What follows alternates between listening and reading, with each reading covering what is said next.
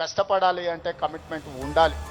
అందుకే ఈరోజు స్కూళ్ళలో కాలేజీలో ఎక్కడైనా ఈ మాదక ద్రవ్యాలకు సంబంధించిన సమాచారం ఉంటే పోలీసులకు మీరే చేరవేయండి.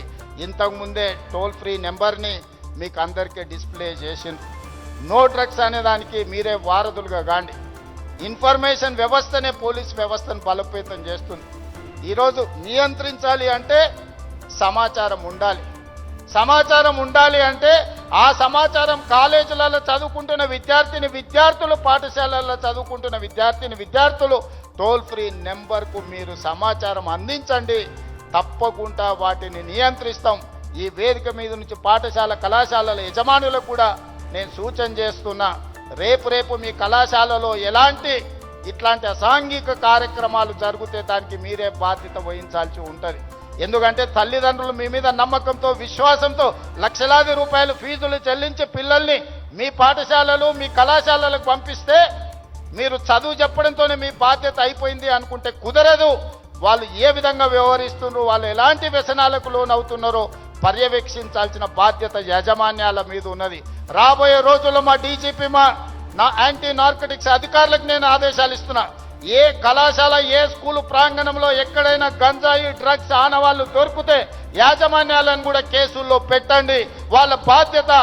మనము నమ్మి మన పిల్లల్ని వాళ్ళ స్కూళ్ళకు వాళ్ళ కాలేజీలకు పంపిస్తే లక్షలాది రూపాయల ఫీజులు కడితే వాళ్ళను పర్యవేక్షించకుండా బాధ్యత తీసుకోకుండా ఫీజులు తీసుకుంటాం కానీ బాధ్యత తీసుకోము అంటే కుదరదు.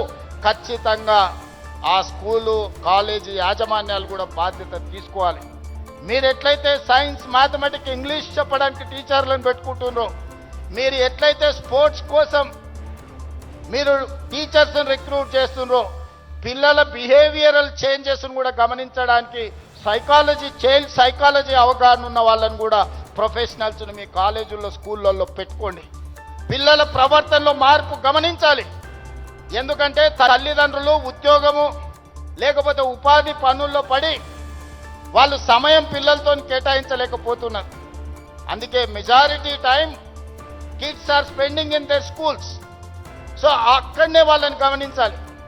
వాళ్ళ ప్రవర్తనలో కానీ వాళ్ళ ఆలోచనలో కానీ వాళ్ళ వ్యవహార శైలిలో మార్పును గుర్తించవలసిన బాధ్యత స్కూల్ యాజమాన్యం మీద టీచర్ల మీద ఉన్నది.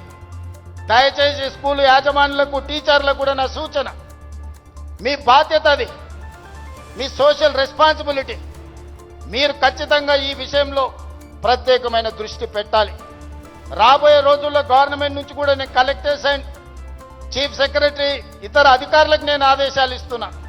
ఈ పాఠశాల కళాశాలల యాజమాన్యులతోటి మీరు ఒక ప్రత్యేకమైన సమావేశం పెట్టండి, ఒక ఓరియంటేషన్ ఇవ్వండి.